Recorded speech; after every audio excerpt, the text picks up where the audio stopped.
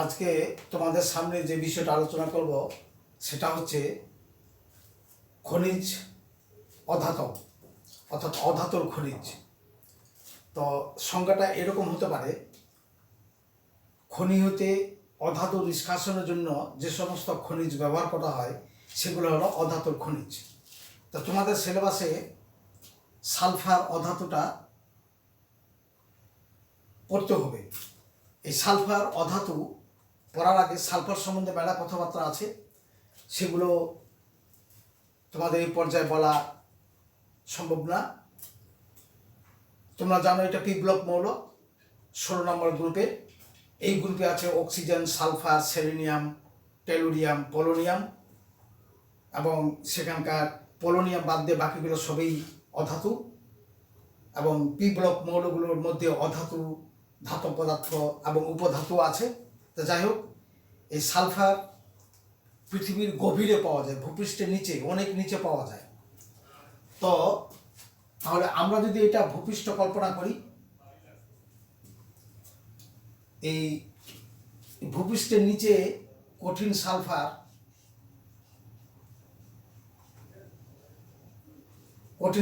Deposit হয়ে আছে।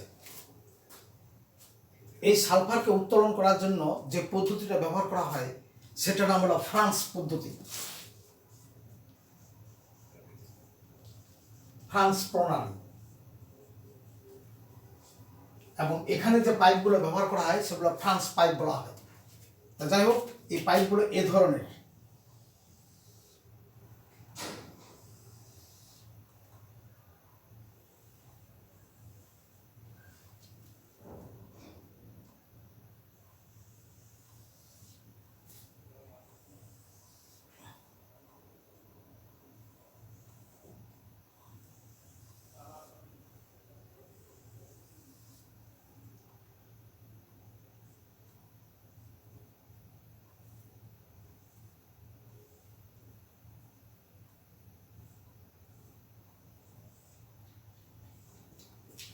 এখানে 3টি পাইপ, অপেক্ষাকৃত মোটা পাইপটাকে যদি আমরা 1 নাম্বার হিসেবে চিহ্নিত করি এবং তার চেয়ে একটু সরু সেটাকে 2 নাম্বার, এবং এটাকে যদি 3 নাম্বার হিসেবে আমরা চিহ্নিত করি, তাহলে 1 নাম্বার পাইপটার দিয়ে এখানে heated water, super heated water, যে ওয়াটারের তাপমাত্রা 374 ডিগ্রি সেলসিয়াস, এটাকে বলা হয় সুপার হিটেড ওয়াটার। পানির বলনাঙ্ক বয়লিং পয়েন্ট 100 ডিগ্রি সেলসিয়াস। এখানে চাপ নিয়ন্ত্রণ করে এই পানির তাপমাত্রা 374 ডিগ্রি সেলসিয়াস পর্যন্ত করা হয়েছে। এই জন্য এই পানিকে বলা হচ্ছে সুপার হিটেড ওয়াটার। এই নল দিয়ে সুপার হিটেড ওয়াটার গভীরে প্রেরণ করা হবে। এই সুপার হিটেড ওয়াটার এই গভীরে প্রেরণ করা হবে, ফলে এই সালফার, গলিত সালফার, এখানে সালফার গলে যাবে। কেননা এই 374 ডিগ্রি সুপার হিটেড ওয়াটার করার কারণ হইল কারণ সালফারের গলনাঙ্ক মেল্টিং পয়েন্ট হইল 115 ডিগ্রি সেলসিয়াস। সুতরাং 115 ডিগ্রির চেয়ে বেশি হতে হবে, তা না হলে সালফারকে গলানো সম্ভব না। তা যাই হোক, আর 3 নম্বর পাইপটা দিয়ে বায়ু, পাম্প দিয়ে বায়ুকে প্রেসার দিয়ে বায়ুকে প্রবেশ করা হচ্ছে। বায়ুকে 20 থেকে 22 ডিগ্রি 22 বায়ুমণ্ডল চাপে বায়ুকে পাম্পের মাধ্যমে এখানে প্রেরণ করা হচ্ছে। তাহলে জিনিসটা কি দাঁড়ালো, গলিত পানির সুপারহিটেড ওয়াটার দ্বারা সালফার গলে যাওয়ার পর আবার বায়ুর চাপে, বায়ু যখন এখানে চাপ সৃষ্টি করলো, তখন এই নল দিয়ে প্রচণ্ড বেগে গলিত সালফার বের হয়ে আসবে। এই নল দিয়ে গলিত সালফার বের হয়ে আসবে, গলিত সালফার। এইভাবে আমরা ফ্রান্স প্রণালীতে খনি থেকে সালফার উত্তোলন করতে পারি। মোট যেটা সামারি হলো, ফ্রান্স পদ্ধতিতে এককেন্দ্রিক 3টি নল, অপেক্ষাকৃত মোটা নলটা দিয়ে সুপারহিটেড ওয়াটার, যে সুপারহিটেড ওয়াটার চাপ নিয়ন্ত্রণ করে পানির তাপমাত্রা 374 ডিগ্রি সেলসিয়াস করা লাগবে, কেননা সালফারের গলনাঙ্ক যেহেতু 115 ডিগ্রি সেলসিয়াস, এর গলনাঙ্কের উপরে অবশ্যই করতে হবে। এই জন্য এখানে সুপারহিটেড ওয়াটার নেওয়া হয়েছে। অপরদিকে অপেক্ষাকৃত যেটা সবচেয়ে সরু নল, সে নলটার মধ্য দিয়ে বায়ু চাপের মাধ্যমে প্রবিষ্ট করানো হবে। তাহলে সুপারহিটেড ওয়াটার দ্বারা সালফার যখন গলিত খনির মধ্যে গলে যাবে আর বায়ুর চাপের ফলে তখন 2 নম্বর নল দিয়ে প্রচণ্ড বেগে গলিত সালফার বের হবে। এইভাবে ফ্রান্স প্রণালীর মাধ্যমে সালফারকে খনি থেকে উত্তোলন করা হয়। এই সালফার খুবই ব্যবহার্য পদার্থ তৈরি করার জন্য এর দরকার লাগে, যেমন sulphur dioxide, trioxide, sulphuric acid, তাছাড়াও সালফানিলামাইড, সালফাইড জাতীয় অ্যান্টিবায়োটিকগুলো এই সালফার দিয়ে প্রস্তুত করা হয়। অপরদিকে গ্যালভানাইজিং রাবারের টেকসই উন্নত করার জন্য এই সালফারকে ব্যবহার করা হয়। সালফারের কয়েকটি গুরুত্বপূর্ণ যৌগ, সেগুলো হচ্ছে সালফার ডাইঅক্সাইড, ট্রাইঅক্সাইড, সেগুলো সম্বন্ধে এখন আমরা আলোচনা করব।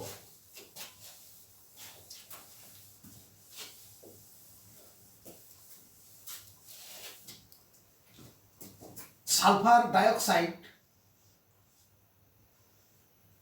সালফারকে বায়ুতে পুড়ালে সালফার ডাইঅক্সাইড উৎপন্ন হয়।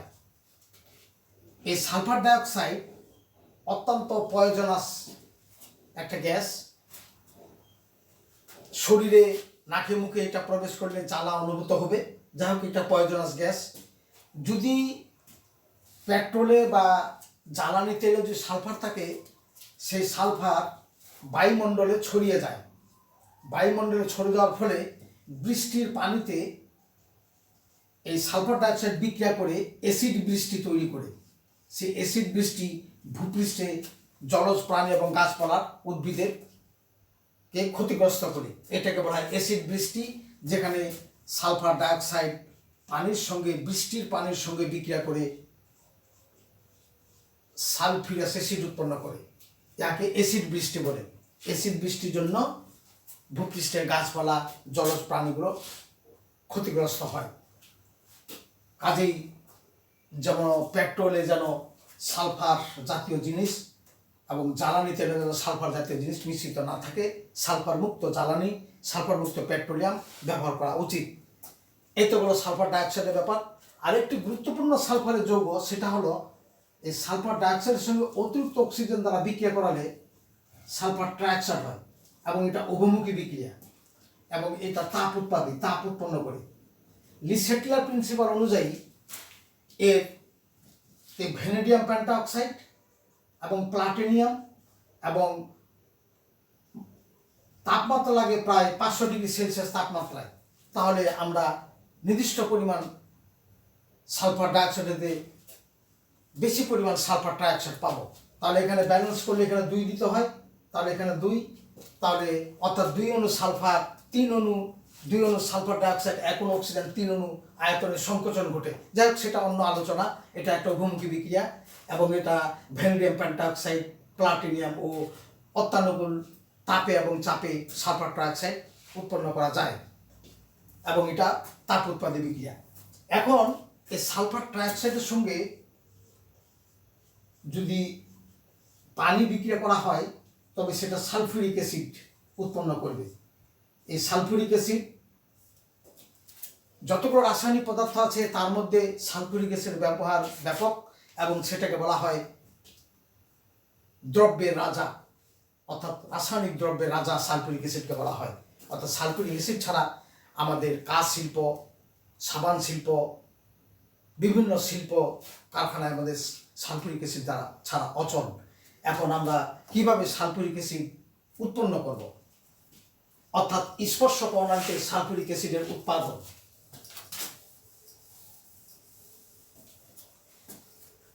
এই সালফিউরিক অ্যাসিড উৎপাদন জন্য যে পদ্ধতিটা, সেটাকে বলা হয় স্পর্শ প্রণালী।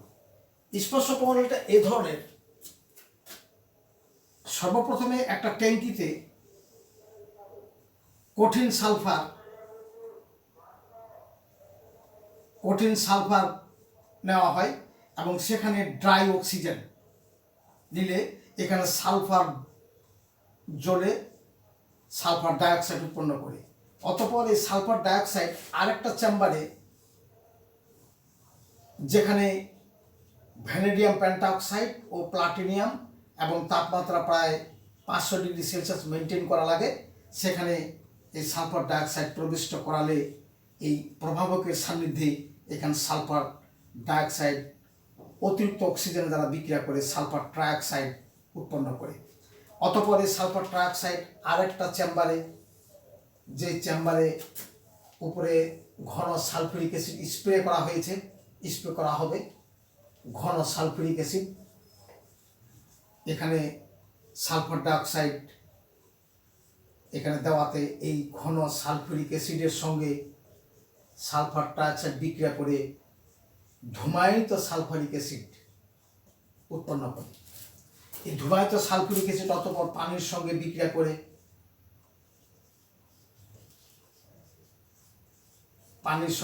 করে সালফিউরিক অ্যাসিড উৎপন্ন করবে। আর এখানে এই সালফিউরিক অ্যাসিডের বাষ্প দিয়ে বিক্রিয়া করলে বাষ্প সালফিউরিক অ্যাসিড হয়। সেই সালফিউরিক অ্যাসিডকে তরল করা খুব দুঃসাধ্য ব্যাপার। কাজেই এই সালফার ট্রাইঅক্সাইডকে ঘন সালফিউরিক অ্যাসিড দ্বারা শোষিত করে সালফিউরিক অ্যাসিডের অলিয়াম বা ধূমায়িত সালফিউরিক অ্যাসিড উৎপন্ন করা হয়। ও ধূমায়িত সালফিউরিক অ্যাসিড পানির সঙ্গে বিক্রিয়া করে সালফিউরিক অ্যাসিড পাওয়া যায়। তা না হলে সালফিউরিক অ্যাসিড সরাসরি পানির সঙ্গে বিক্রিয়া করলে বাষ্পায়িত সালফিউরিক অ্যাসিড হয়। ওই সালফিউরিক অ্যাসিড থেকে সালফিউরিক অ্যাসিড তরল করা একটু দুঃসাধ্য ব্যাপার। এবার সালফিউরিক অ্যাসিডের কতগুলো গুরুত্বপূর্ণ ধর্ম, যেমন এর 3টি ধর্ম আছে। প্রথম ধর্ম হলো অ্যাসিড। সালফিউরিক অ্যাসিড একটি শক্তিশালী অ্যাসিড। এটা ক্ষারের সঙ্গে বিক্রিয়া করে, তোমরা জানো, যেমন সোডিয়াম হাইড্রোক্সাইড এর সঙ্গে বিক্রিয়া করে সোডিয়াম সালফেট এবং ওয়াটার উৎপন্ন করে। আবার জলীয় দ্রবণে এই হাইড্রোজেন আয়ন উৎপন্ন করে, যে হাইড্রোজেন আয়ন নীল লিটমাসকে লালে রূপান্তরিত করে। অতএব সালফিউরিক অ্যাসিড একটি শক্তিশালী অ্যাসিড। এবং ঘন সালফিউরিক অ্যাসিড বিয়োজিত হয়ে পানি এবং সালফার ডাইঅক্সাইড উৎপন্ন করে এবং তৎসঙ্গে জায়মান অক্সিজেন। এই জায়মান অক্সিজেন কপারের সঙ্গে বিক্রিয়া করে ক্ষারকীয় কপার অক্সাইড। অতঃপর এই কপার অক্সাইড আবার সালফিউরিক অ্যাসিডের সঙ্গে বিক্রিয়া করে কপার সালফেট এবং ওয়াটার উৎপন্ন করে। এখন আমরা যদি এটা কাটাকাটি করি, জায়মান অক্সিজেনটা চলে গেল, কপার অক্সাইড, তাহলে হচ্ছে এখানে কপার প্লাস 2 অণু সালফিউরিক অ্যাসিড, এদিকে হচ্ছে কপার সালফেট, 2 অণু পানি এবং সালফার ডাইঅক্সাইড। এক্ষেত্রে সালফিউরিক অ্যাসিড একটা জারক হিসাবে কাজ করে এবং সেটা অবশ্যই ঘন সালফিউরিক অ্যাসিড। পাতলা সালফিউরিক অ্যাসিড জারক হিসেবে ব্যবহৃত হয় না। ঘন সালফিউরিক অ্যাসিড জায়মান অক্সিজেন উৎপন্ন করে বলে অন্য পদার্থগুলো জারিত করে, এই জন্য সালফিউরিক অ্যাসিড একটা উত্তম জারক পদার্থ। আবার এই সালফিউরিক অ্যাসিড অথবা পানি থাকলে পানিকে শোষণ করে সেটা নিরোধক হিসেবে ব্যবহার হয়, অর্থাৎ ডিহাইড্রেটিং এজেন্ট। যেমন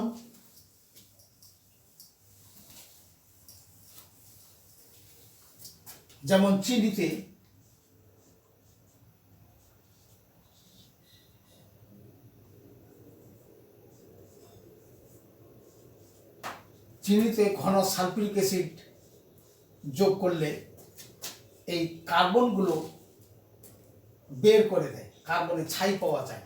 অপরদিকে এই ওয়াটার সালফিউরিক অ্যাসিড 11 অণু পানি সালফিউরিক অ্যাসিড শোষণ করে নেয়। অর্থাৎ তাছাড়াও যদি অ্যালকোহলের সঙ্গে সালফিউরিক অ্যাসিড বিক্রিয়া করানো হয়, ঘন সালফিউরিক অ্যাসিড, তাহলে এই অ্যালকোহলকে এই ইথিলিনে রূপান্তর করে দেয়, অপরদিকে এই সালফিউরিক অ্যাসিড পানি শোষণ করে এই ইথানলকে ইথিনে রূপান্তর করে। অতএব সালফিউরিক অ্যাসিড একটি ঘন সালফিউরিক অ্যাসিড একটি ডিহাইড্রেটিং এজেন্ট, অর্থাৎ নিরোধক পদার্থ। নিরোধক পদার্থ ওইগুলোকে বলা হবে যেগুলো কোথাও পানির উপস্থিতি থাকলে সেটাকে শোষণ করে নেবে।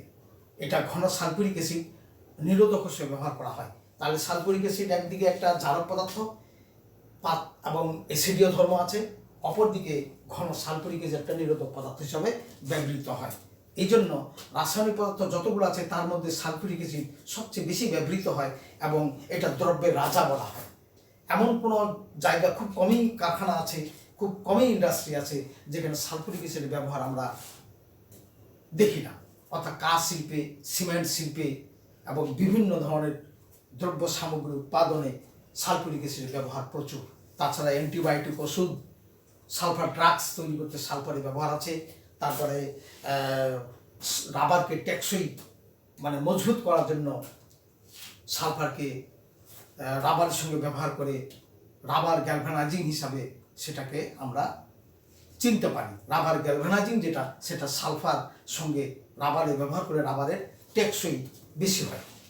এইগুলো তোমাদের 10ম অধ্যায়ের সর্বশেষ আলোচনা।